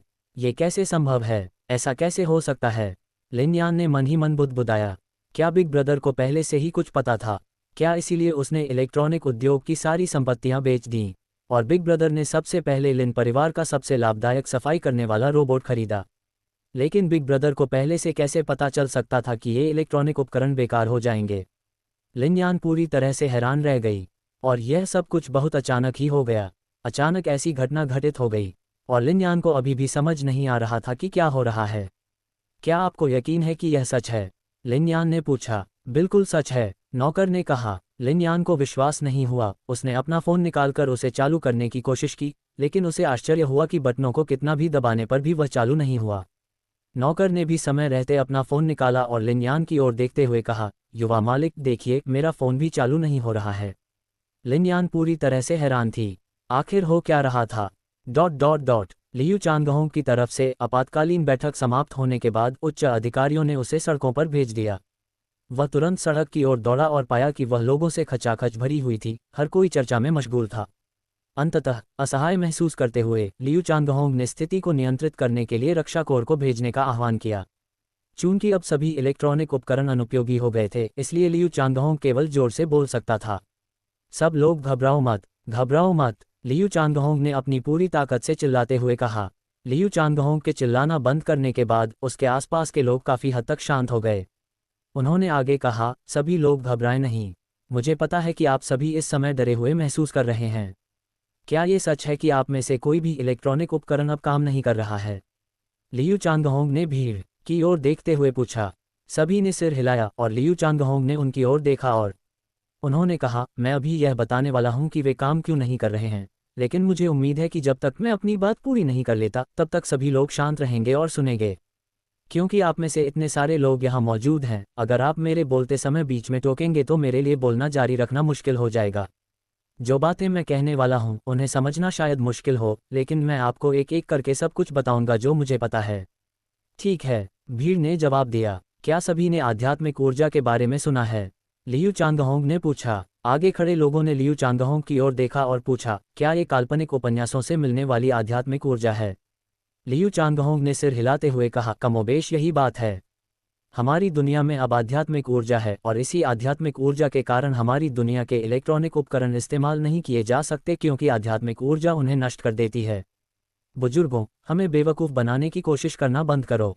क्या तुम्हें सच में वजह पता है? अगर नहीं तो दफा हो जाओ। लियू चांगहोंग के बोलते ही भीड़ में से किसी ने गुस्से में गाली देना शुरू कर दिया। सैनिक तुरंत उसे रोकने के लिए आगे बढ़े, लेकिन चूंकि ऐसे लोग बहुत कम थे इसलिए उन्हें दबाना आसान था। लियू चांगहोंग मुस्कुराए और भीड़ की ओर देखते हुए बोले, क्या आप सभी को इस पर विश्वास करना मुश्किल लग रहा है? भीड़ ने अविश्वास जताते हुए सिर हिलाया। मुझे पता है कि आपके लिए इस बात पर तुरंत विश्वास करना असंभव है, लेकिन ये सच है। आप सभी ने शायद साधना जगत के बारे में नहीं सुना होगा, लेकिन वास्तव में हमारा संसार साधना जगत और नश्वर जगत में विभाजित है। ये साधना जगत द्वारा हमारे नश्वर जगत को दिया गया एक अवसर है। उन्होंने स्पिरिट लॉकिंग ग्रैंड एरे को निष्क्रिय कर दिया है, जिससे आध्यात्मिक ऊर्जा हमारे नश्वर जगत में प्रवाहित हो रही है। आपके इलेक्ट्रॉनिक उपकरण जंग खा चुके हैं, इसलिए उनका उपयोग नहीं किया जा सकता है। हालांकि आपको चिंता करने की कोई ज़रूरत नहीं है, क्योंकि लिन समूह और मू समूह ऐसे इलेक्ट्रॉनिक उपकरण जारी करेंगे जिन पर आध्यात्मिक ऊर्जा का कोई प्रभाव नहीं पड़ेगा। आप उन पर नज़र रख सकते हैं, लियू चांगहोंग ने सभी से कहा। आप यहाँ सिर्फ विज्ञापन चलाने तो नहीं आए हैं, है ना? बिल्कुल सही। हमें आपकी एक भी बात पर विश्वास नहीं है। तुम्हें लगता है कि हम तुम्हारी बात पर विश्वास करेंगे? अध्याय 977 ड्रैगन साम्राज्य ही मानदंड है। झूठा। भीड़ ने जोर जोर से लियू चांगहोंग को गालियां दी, क्योंकि किसी को भी उसकी बातों पर विश्वास नहीं था। हो सकता है कि आपको मेरी बात पर यकीन न हो, लेकिन हम पहले कुछ चीज़ें आजमा कर देख सकते हैं। जब आप इसे अपनी आंखों से देखेंगे तो आपको यकीन हो जाएगा, लियू चांगहोंग ने भीड़ की ओर देखते हुए कहा। लियू चांगहोंग भीड़ की स्थिति को समझ सकता था। आखिरकार उन्होंने शायद पहले कभी साधना जगत शब्द सुना भी नहीं था। हमें यहाँ आपका प्रदर्शन देखने में अपना समय क्यों बर्बाद करना चाहिए? बिल्कुल। कुछ लोगों ने आपत्ति जताई, लेकिन भीड़ के भीतर सहमति की आवाज़ें भी सुनाई दीं। मुझे लगता है कि हम उसे यह साबित करने का मौका दे सकते हैं। हाँ, बिल्कुल सही, चलिए उसका प्रदर्शन देखते हैं। आखिर वह हमसे कहीं ज़्यादा जानता है। मुझे भी ऐसा ही लगता है। इसके बाद भीड़ में से किसी ने कहा, माफ़ कीजिए बुजुर्ग महोदय, कृपया अपनी बात साबित कीजिए। लियू चांगहोंग ने सभी को देखकर मुस्कुराते हुए वह फ़ोन निकाला जो उनके वरिष्ठों ने उन्हें पहले ही व्यक्तिगत रूप से दिया था। ये फ़ोन कोई इलेक्ट्रॉनिक उपकरण नहीं था, क्योंकि यह आध्यात्मिक छाप और ऊर्जा पत्थरों से संचालित होता था, इसलिए आध्यात्मिक ऊर्जा से ये खराब नहीं होता था। लियू चांगहोंग ने फ़ोन निकाला और उसे सबके देखने के लिए चालू कर दिया। देखो, क्योंकि मेरा फ़ोन कोई इलेक्ट्रॉनिक उपकरण नहीं है, यह कोई साधारण फ़ोन नहीं है, यह आध्यात्मिक छाप और ऊर्जा पत्थरों से संचालित होता है, इसलिए यह आध्यात्मिक ऊर्जा से नष्ट नहीं होगा। लियू चांगहोंग ने फ़ोन में स्क्रॉल करते हुए भीड़ की ओर देखते हुए कहा। जैसे ही लियू चांगहोंग ने फ़ोन निकाला, सब लोग दंग रह गए। सभी ने अपने अपने फ़ोन निकालकर चेक किए और पाया कि उनकी स्क्रीन अभी भी काली थी, जबकि केवल लियू चांगहोंग के हाथ में मौजूद फ़ोन ही काम कर रहा था। ये सच है, ये वास्तव में जंग का सामना कर सकता है। इस दुनिया में कल्टीवेशन वर्ल्ड सचमुच मौजूद है। इस दुनिया में सचमुच ऐसे लोग हैं जो खेती कर सकते हैं और वे बेहद शक्तिशाली बनने के लिए अपनी क्षमता का विकास कर सकते हैं। भीड़ को समझ नहीं आ रहा था कि क्या प्रतिक्रिया दें और वे अवाक खड़े रहे। हालांकि कुछ लोग ऐसे भी थे जिन्होंने इस बात पर विश्वास करने से इनकार कर दिया। मुझे विश्वास नहीं हो रहा, ये तो तुम्हारी कोई चाल हो सकती है। इससे पहले कि वह व्यक्ति अपनी बात पूरी कर पाता, उसका मुंह बंद हो गया। लेकिन उसे नहीं पता था कि किसने उसका मुंह बंद किया था, क्योंकि उस समय उसके पास कोई नहीं था। ये लियू चांगहोंग ही था जिसने अभी अभी अवशोषित की गई आध्यात्मिक ऊर्जा का उपयोग करके उस व्यक्ति के मुंह को नियंत्रित किया था। लियू चांगहोंग ने नियंत्रित और बाधित किए गए व्यक्ति पर मुस्कुराते हुए अपना हाथ झटक दिया। वह व्यक्ति तुरंत बोलने में सक्षम हो गया और बोला, वह कौन था? लियू चांगहोंग ने मुस्कुराते हुए उसकी ओर देखा और कहा, अब तो तुम्हें इस पर विश्वास हो ही जाना चाहिए, है ना? सभी लोग स्तब्ध रह गए। फिर लियू चांगहोंग ने उनकी ओर देखकर कहा, दरअसल यह अच्छी खबर है। एक बार जब आपको अपने फ़ोन मिल जाएंगे तो आप सीधे समाचार देख सकेंगे और आपको सब कुछ पता चल जाएगा। ये कहकर लियू चांगहोंग भीड़ को पीछे छोड़कर चले गए। भीड़ पूरी तरह से अचंभित थी। वे लियू चांगहोंग की पीठ को तब तक खाली निगाहों से देखते रहे जब तक वह गायब नहीं हो गया। योजक चिन्ह, योजक चिन्ह। इस तरह की घटनाएं पृथ्वी के सभी देशों में हो रही थीं। सभी लोग भयभीत और घबराए हुए थे। हालांकि ड्रैगन साम्राज्य में सू चेन ने पहले ही एल्डरयान को आध्यात्मिक ऊर्जा के पुनरुत्थान के मामले के बारे में समझा दिया था, इसलिए पूरे ड्रैगन साम्राज्य ने पहले से ही बैठकें आयोजित की थीं। नागरिकों की चिंताओं को दूर करने के लिए संपूर्ण राज्य तंत्र अत्यंत कुशलता से कार्य करने लगा। टेलीविजन पर, मीडिया में और ऑनलाइन ड्रैगन किंगडम ने इस घटना की व्याख्या करना शुरू कर दिया और सभी को बताया कि यह आध्यात्मिक ऊर्जा के पुनरुत्थान का युग है और भविष्य में एक बहुत व्यापक योजना मौजूद है। ड्रैगन साम्राज्य के नागरिक सबसे पहले शांत हुए, उसके बाद तीव्र परमानंद का विस्फोट हुआ, क्योंकि उन्होंने आध्यात्मिक ऊर्जा के पुनरुत्थान के युग का खुशीपूर्वक स्वागत किया। इसके अतिरिक्त टेलीविजन स्टेशनों ने घोषणा की कि बालवाड़ी से लेकर विश्वविद्यालय तक मार्शल आर्ट पाठ्यक्रम स्थापित किए जाएंगे ताकि सभी को आध्यात्मिक ऊर्जा को अवशोषित करके स्वयं को प्रशिक्षित करना सिखाया जा सके। इसके अलावा विश्वविद्यालय केवल युवाओं के लिए ही नहीं थे, मध्यम आयु वर्ग और वृद्ध लोगों के लिए भी विशेष रूप से स्थापित विश्वविद्यालय थे। दूसरे शब्दों में, न केवल युवा आध्यात्मिक ऊर्जा को आत्मसात करके मार्शल आर्टिस्ट बन सकते थे, बल्कि मध्यम आयु वर्ग और बुजुर्ग भी ऐसा कर सकते थे। पूरा देश साधना करने लगा। इस लिहाज से ड्रैगन साम्राज्य वैश्विक मानक था। सू चेन ने नश्वर लोक के मामलों के बारे में ज़्यादा पूछताछ नहीं की, क्योंकि वह हाल ही में अपने परिवार के साथ समय बिताने में व्यस्त था। उस शाम सू चेन और उसके परिवार द्वारा रात का खाना खाने के बाद, पापा, आप हमारे लिए कपड़े कब बनाएंगे? सू यनुओ ने सू चेन के पास जाकर पूछा। सू चेन ने हल्की सी मुस्कान बिखेरी, हाथ बढ़ाकर उसके मुलायम लंबे बालों को थपथपाया और कहा, क्या पापा आज रात तुम्हारे लिए ये बना दें? सू चेन ने सू यनुओ को इस मामले का जिक्र करते हुए सुना और उसे आज रात अपनी प्यारी बेटियों के लिए कपड़े बनाना पूरा करना था, क्योंकि सू चेन, लिन वानिक्सू और सूये को कल ही खबर मिली थी कि उन्हें क्रिएशन एकेडमी जल्दी जाना होगा। वाह, सू यनुओ ने खुशी से उत्तर दिया। सू चेन की यह बात सुनकर सू युतों खुशी से दौड़कर सू चेन के पास गई और बोली, पापा, आप सबसे अच्छे हैं। अपने सामने बैठी उस हंसमुख बच्ची को देखकर सू चेन खुद को रोक नहीं पाया और उसने उसके छोटे से सिर पर हाथ फेर दिया। सू चेन अपनी बेटियों के लिए पितातुल्य प्रेम से भरा हुआ था। सू चेन ने अपनी बेटियों की ओर देखा और कहा, ठीक है, तुम में से हर कोई मुझे अपने मनपसंद कपड़ों के बारे में बताओ और मैं तुम्हारे लिए उन्हें डिज़ाइन कर दूंगा। तो फिर मुझे रुकुन शैली चाहिए। सू युतोंग ने सू चेन की ओर देखते हुए मुस्कुराते हुए कहा, मुझे गुलाबी रंग की थीम चाहिए। सू केक्सिन ने कहा, मुझे उस तरह का नीला रंग चाहिए, लेकिन गुलाबी आस्तीन के साथ। सू यनुओ ने आगे कहा, तो फिर मुझे लाल रंग की थीम चाहिए। सू जिहान ने मुस्कुराते हुए कहा, मुझे हल्का पीला रंग चाहिए। सू यूयू ने कहा। छोटी बच्चियों ने एक साथ कहा। सू चेन ने अपनी प्यारी बेटियों को देखकर मुस्कुराते हुए कहा, ठीक है, ठीक है, ठीक है।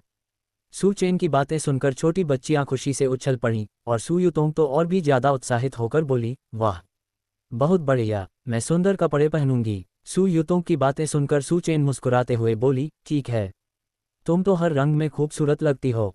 ही। सू युतोंग ने प्यारी सी मुस्कान के साथ कहा। कमरे में छोटी छोटी लड़कियां आपस में बातें कर रही थीं और चर्चा कर रही थीं कि कपड़े बन जाने के बाद वे कैसे तैयार होंगी। अपनी बेटियों को इस तरह देखकर सू चेन मुस्कुराया और अपनी प्यारी बेटियों के लिए डिज़ाइन बनाना शुरू कर दिया। डिज़ाइन के चित्र पूरे करने के बाद उन्होंने उन्हें सू यनुओं और अन्य लोगों को दिखाया। जब उन्हें कोई आपत्ति नहीं हुई तो वे सीधे कपड़े बनाने के लिए कारखाने में चले गए। क्योंकि सू चेन को पिछली बार कपड़े बनाने का अनुभव था, इसलिए उसने जल्दी से उन लोगों के माप, ऊंचाई और लिंग संबंधी जानकारी दर्ज की जो कपड़े पहनेंगे, सामग्री का चयन किया और कपड़े बना दिए। इसके अलावा इस बार सू चेन को कपड़ों का बड़े पैमाने पर उत्पादन करने की जरूरत नहीं थी, इसलिए उसने जल्दी से उन्हें बनाना समाप्त किया और बाहर आ गया। सू चेन ने तैयार उत्पाद सू यनुओं, सू युतोंग और अन्य लोगों को दे दिए। अपना सामान मिलने के बाद सू यनुओं कपड़ों को खोलने और उन्हें अपने शरीर पर पहनने के लिए बेताब थी। उसने कहा, वाह पापा, आपका डिज़ाइन तो कमाल का है। ये बहुत आरामदायक है। ये कपड़े तो वाकई बहुत सुंदर हैं। सू केक्सिन ने भी आश्चर्य से कहा। सू चेन ने सिर हिलाया। सू चेन ने अपनी प्यारी बेटियों की ओर देखते हुए कहा, वाह, ये कपड़े तो बहुत अच्छे लग रहे हैं। जब तक तुम्हें ये पसंद हैं, बस यही मायने रखता है। अध्याय 978 विदाई। हाँ पापा, ये कपड़े वाकई बहुत सुंदर हैं, सू केक्सिन ने भी कहा। सू चेन ने अपनी प्यारी बेटियों को देखकर मुस्कुराते हुए कहा, ठीक है, तुम दोनों पहले इन्हें पहनकर देख लो। ठीक है, ठीक है, सभी ने खुशी से जवाब दिया। इसके बाद सू यनुओं और बाकी लोग कपड़े लेकर अपने कमरों में वापस भाग गए। सू चेन मुस्कुराई और लिन वानिक्सू और मू जिकिंग के बगल में बैठ गई। जियांग वेहाई ने सू चेन की ओर देखकर पूछा, चेन चेन, क्या तुम्हें खबर मिली है कि क्रिएशन एकेडमी इस बार जल्दी जा रही है? हमें कल खबर मिली थी, हम कल रवाना हो रहे हैं, सू चेन ने जियांग वेहाई की ओर इशारा करते हुए कहा। जब मामा लिन और मामा मू ने सुना कि सू चेन और बाकी लोग कल जा रहे हैं, तो मामा लिन ने आश्चर्य से उनकी ओर देखा और कहा, कल क्यों जा रहे हो? क्या 3 दिन नहीं हैं? क्योंकि उन्होंने हमें जल्दी आने के लिए कहा था, सू चेन ने समझाया। मामा लिन ने सोच समझकर सिर हिलाया। ओह, तो बात यह है। तो फिर वहां जाते समय सावधान रहना, मामा लिन ने चेतावनी दी। हाँ, हम अपना पूरा ख्याल रखेंगे। मैं ज़ुइर और बाकी सबका भी ख्याल रखूंगा, सू चेन ने सिर हिलाते हुए कहा। सू चेन और जियांग वेहाई के बीच कुछ और पल बातचीत होने के बाद सू यनुओं और सू युतोंग अपने नए कपड़े पहनकर बाहर आईं। दादा, क्या वे अच्छे दिख रहे हैं? सू केक्सिन दौड़कर आई, सू चेन और अन्य लोगों के सामने घूमी और मुस्कुराते हुए बोली, बेशक वे बहुत सुंदर दिखती हैं। हमारी प्यारी बच्चियां सबसे प्यारी हैं। मामा मू ने मुस्कुराते हुए उनकी प्रशंसा की। हम्फ, सू केक्सिन ने गर्व से कहा। वैसे क्या तुम्हें ये कपड़े पसंद आए? सू चेन ने अपनी छोटी बेटियों से पूछा। हम उनसे प्यार करते हैं, सू युतोंग और सू यनुओं ने एक सुर में कहा। आखिरकार ये तो उनके पिता द्वारा हाथ से बनाए गए थे। वे दुनिया में अपनी तरह के इकलौते थे, तो भला वे इन्हें नापसंद कैसे कर सकते हैं? चूंकि आपको ये पसंद हैं, तो जाओ नहा लो और सो जाओ। देर हो रही है, सू चेन ने मुस्कुराते हुए उनसे कहा। ठीक है, सू युतोंग और सू यनुओं खुशी से उछल पड़ीं। शुभ रात्रि पापा, मम्मी टिल्ड। शुभ रात्रि दादाजी, दादी जी, नाना जी, नानी जी। शुभ रात्रि परदादाजी। सू केक्सिन और अन्य लोगों ने सू चेन और बाकी सभी को शुभ रात्रि कहकर खुशी खुशी अपने कमरों में वापस चले गए। जियांग वेहाई और सू ये छोटी बच्चियों को देखकर मुस्कुरा उठे। ये छोटी लड़कियां सचमुच बहुत चंचल हैं, जियांग वेहाई ने मुस्कुराते हुए कहा।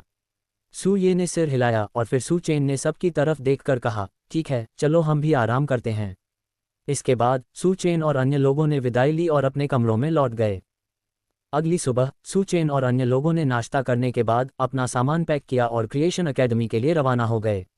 जब सू चेन सामान पैक कर रहा था, तभी पिता लिन, माता लिन, पिता मू और माता मू ने सू चेन को ढूंढ लिया। पिता लिन ने सू चेन को देखकर कहा, दामाद जी, चूंकि अब आप सृजन अकादमी जा रहे हैं, हम भी शाही राजधानी लौट चलते हैं। फादर मू ने सिर हिलाया और सू चेन की ओर देखते हुए कहा, बिल्कुल सही। हमें अभी वहां जाकर स्थिति का जायजा लेना होगा, इसलिए हम वापस जा रहे हैं। आखिरकार ये घटना लिन और मू परिवारों के लिए व्यापारिक अवसरों को भुनाने का एक मौका थी।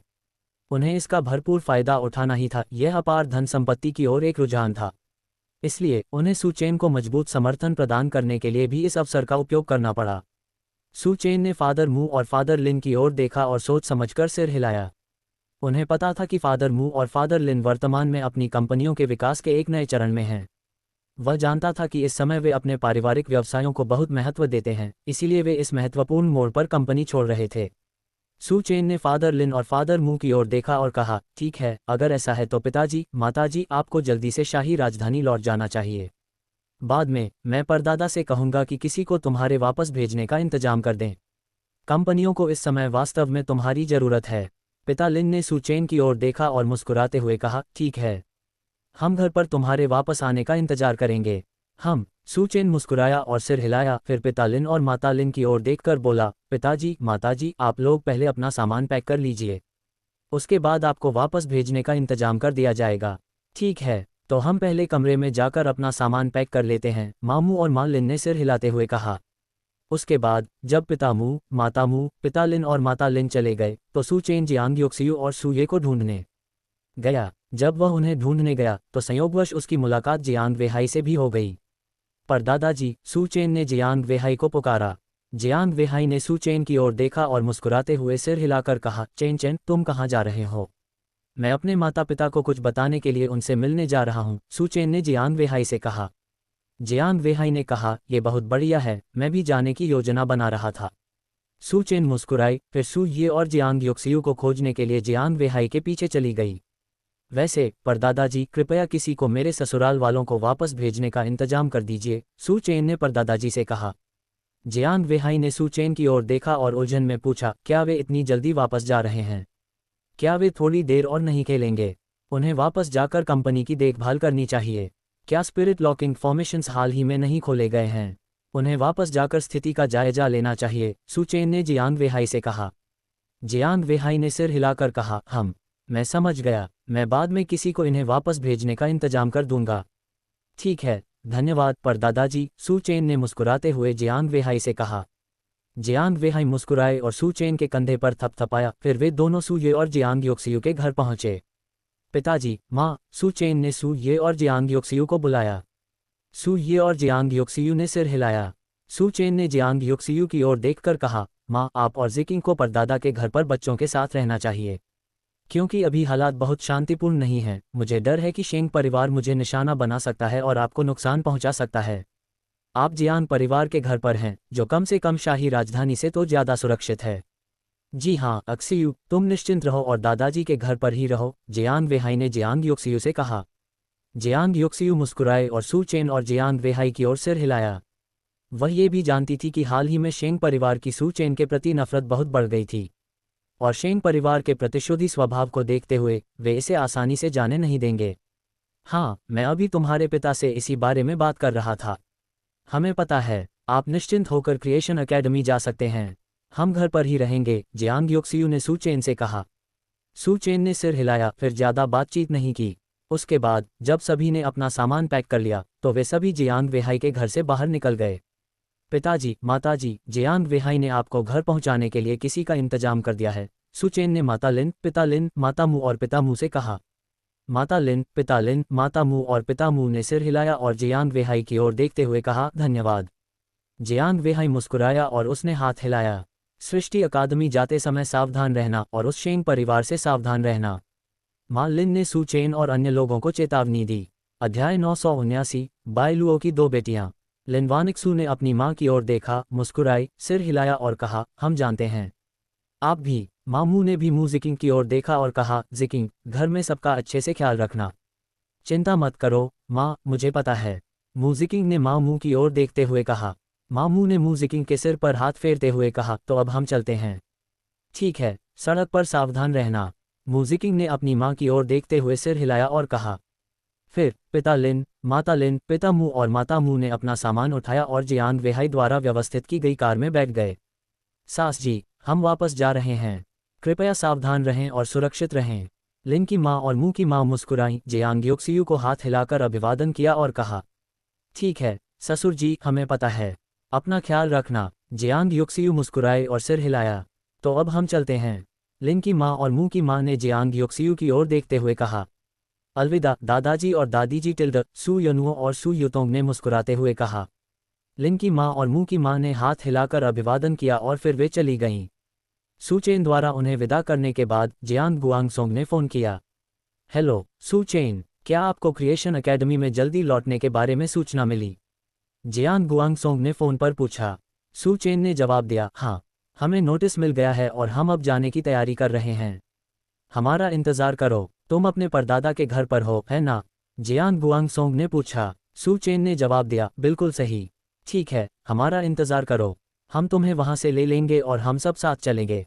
हमारा जियांग परिवार भी जाने की तैयारी कर रहा है, जियांग गुआंगसोंग ने कहा। सू चेन मुस्कुराया और बोला, ठीक है, तो हम यहीं आपका इंतज़ार करेंगे।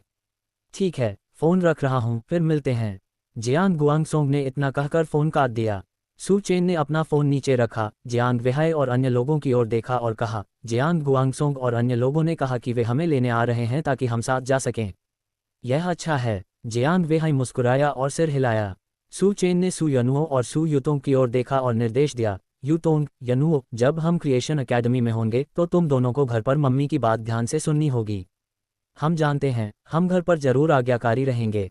सू युतोंग और अन्य लोगों ने सू चेन की ओर देखते हुए सिर हिलाकर जवाब दिया। सू चेन ने सिर हिलाया क्योंकि वह जानता था कि उसकी बेटियां बहुत आज्ञाकारी थीं।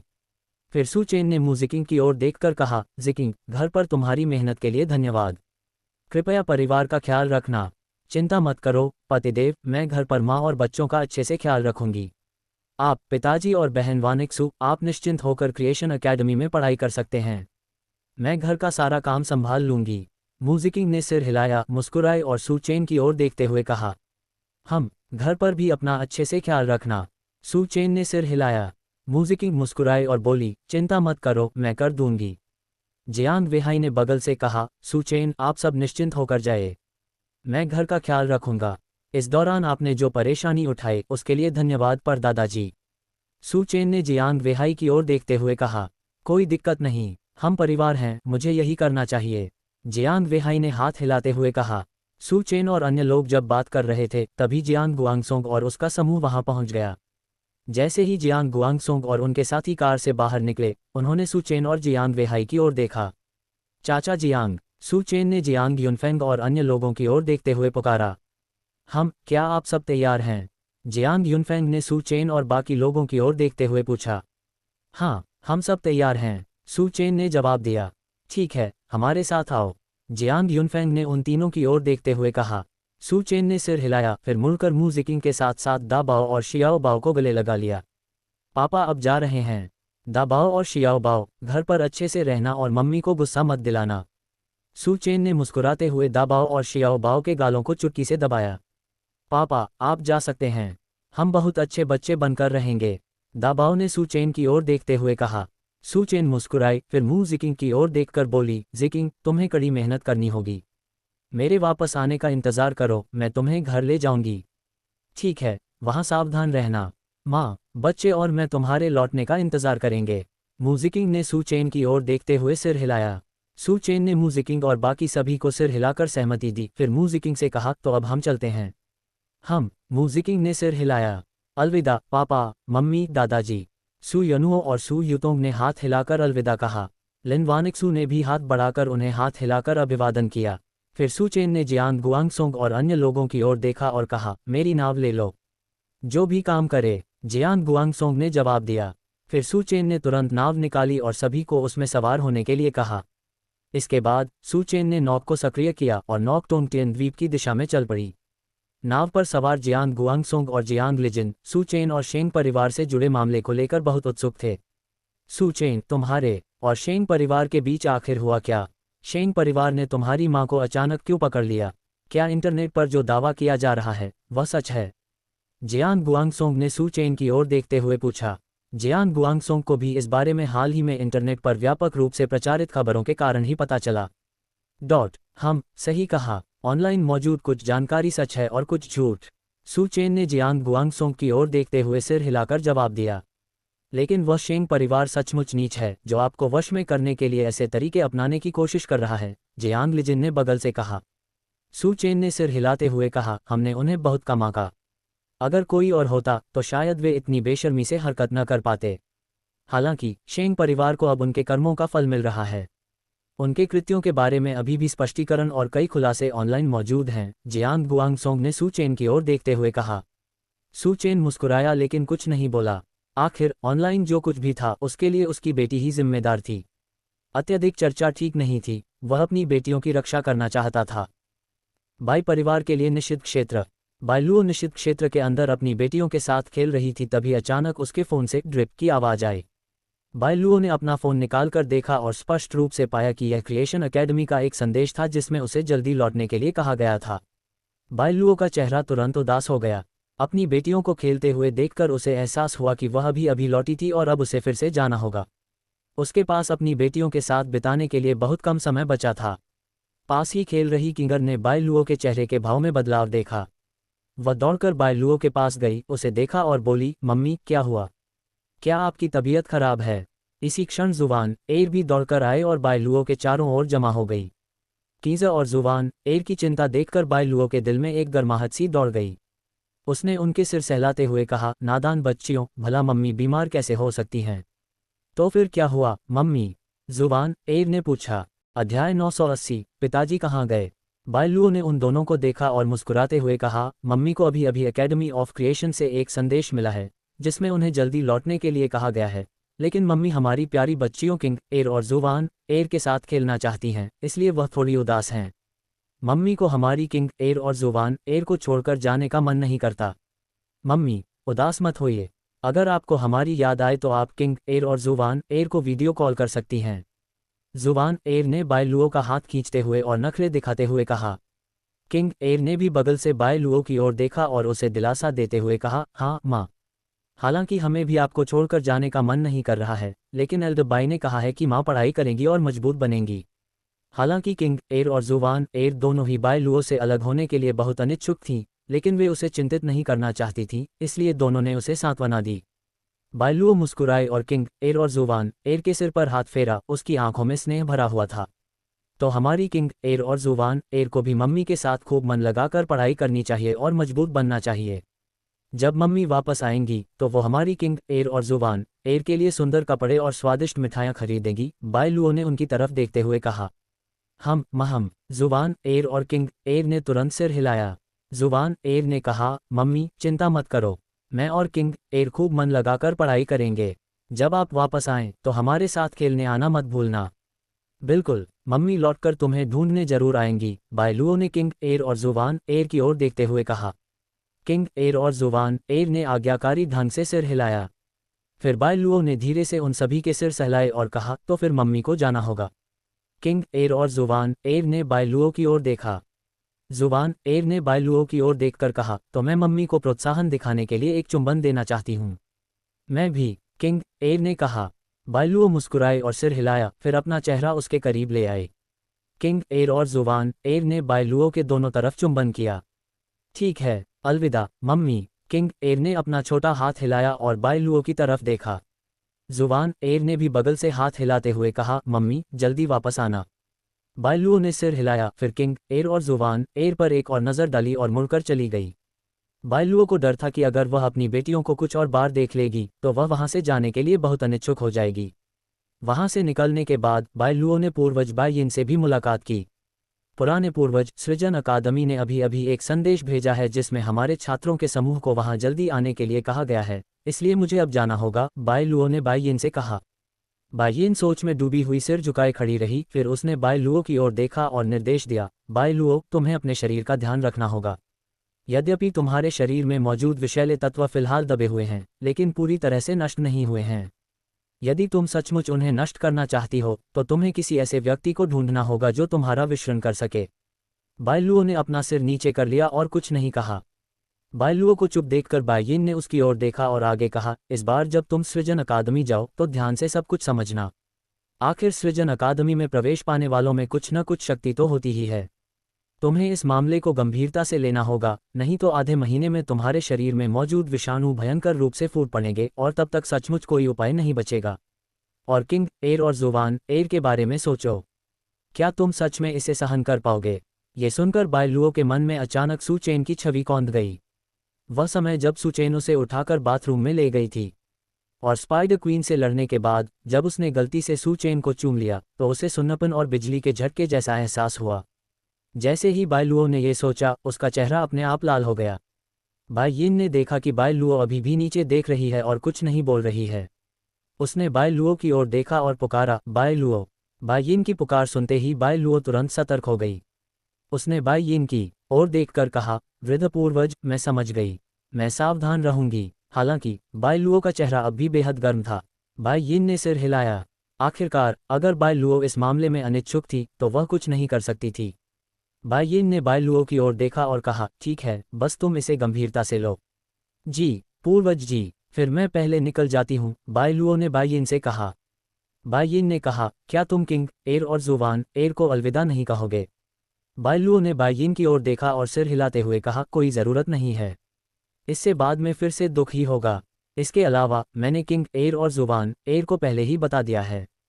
ठीक है, जब तुम वहां पहुंच जाओ तो सावधान रहना और अपना ख्याल रखना। बाई यिन ने बाई लुओ की तरफ देखा और सिर हिलाया। बाई लुओ ने आज्ञाकारी ढंग से बात सुनी, फिर सिर हिलाया और निषिद्ध क्षेत्र से निकलकर सीधे यांत्रिक जानवर पर सवार होकर रवाना हो गई। किंग एर और जुबान एर आसमान की ओर देखती रहीं। जब उन्होंने बाई लुओ के यांत्रिक जानवर को अपनी आंखों से ओझल होते देखा तो वे तुरंत फूट फूट कर रोने लगीं। किंगर, हम क्या करें? मम्मी चली गई, रोते रोते जुबानर रोते हुए बोली। जुबान एर, रो मत, मम्मी बस कुछ देर के लिए गई हैं, वो थोड़ी देर में वापस आ जाएंगी, किंग एर ने जुबान एर को दिलासा देते हुए कहा। जुबान एर रोते हुए किंग एर की ओर देखते हुए बोली, किंग एर, तुम्हें क्या लगता है हमारे पापा कहाँ गए? मुझे नहीं पता, लेकिन मम्मी के सामने पापा का जिक्र बिल्कुल मत करना। हो सकता है पापा मर चुके हों, किंग एर ने जुबान एर से कहा। यह पहली बार नहीं था जब जुबान एर ने उससे पापा के बारे में बात की थी, लेकिन किंग एर ने बाई लुओ से पूछने की हिम्मत नहीं की। उसे डर था कि उसकी मम्मी नाराज हो जाएंगी, इसलिए उसने चुपके से बाई यिन से पूछा था कि पापा कहाँ गए हैं। उस समय बाई यिन भी बहुत हैरान थी। उसने किंग एर की ओर देखकर कहा, तुम्हारे पापा बहुत दूर चले गए हैं। किंग एर को तब समझ नहीं आया था, लेकिन अब वह उस समय बाई यिन के कहने का मतलब समझ गई थी। जैसे ही जुबान एर ने किंग एर को ये कहते सुना, उसके आंसू और भी अनियंत्रित रूप से बहने लगे। पापा की मौत कैसे हो सकती है? जुबान एर ने किंग एर की ओर दृढ़ता से देखते हुए कहा, मुझे बिल्कुल भी विश्वास नहीं हो रहा कि पापा मर गए हैं। अगर पापा मर गए होते तो मम्मी ने हमें क्यों नहीं बताया? ठीक है जुबान एर, रोना मत, उदास मत होना, हमें बस आज्ञाकारी साधना करनी है, किंग एर ने जुबान एर से कहा। किंग एर, तुम सही कह रही हो, हमें अपनी साधना पर कड़ी मेहनत करनी होगी। जब हम बालिग हो जाएंगे तब हम पापा को ढूंढने जाएंगे, जुबान एर ने अपने चेहरे से आंसू पोंछते हुए कहा। किंग एर ने सिर हिलाकर कहा, ठीक है, जब हम 18 साल के हो जाएंगे तो मैं तुम्हारे साथ पापा को ढूंढने चलूंगी। जुबान एर ने सिर हिलाया। बाई लुओ टोंटियन द्वीप पर पहुंची और फिर उस यांत्रिक जानवर से उतर गई। मास्टर, लिनवानिक्सू ने यांत्रिक जानवर से उतरते ही बाई लुओ को देखा और कहा, मास्टर। बाई लुओ ने लिनवानिक्सू को देखकर मुस्कुराया और फिर उसकी ओर चल पड़ी। गुरुजी, मैं बस आपको ही ढूंढ रही थी, लिनवानिक्सू ने बाई लुओ से मुस्कुराते हुए कहा। बाई लुओ मुस्कुराए और बोली, आप सब लोग बहुत जल्दी आ गए। सू चेन ने बाई लुओ का अभिवादन करते हुए कहा, शिक्षक बाय। बाई लुओ ने सू चेन को हल्के से सिर हिलाकर अभिवादन किया। सू चेन ने न जाने क्यों अपना सिर खुजाया। हालांकि वह जानता था कि बाई लुओ आमतौर पर लोगों के प्रति ठंडी रहती है, लेकिन वह इतनी ठंडी कभी नहीं होती थी। कैसी लगी आज की ये नॉवेल मुझे कमेंट करके ज़रूर बताइए। अभी तक चैनल को सब्सक्राइब न किया हो तो कर लीजिए और लाइक भी कर दीजिएगा। धन्यवाद।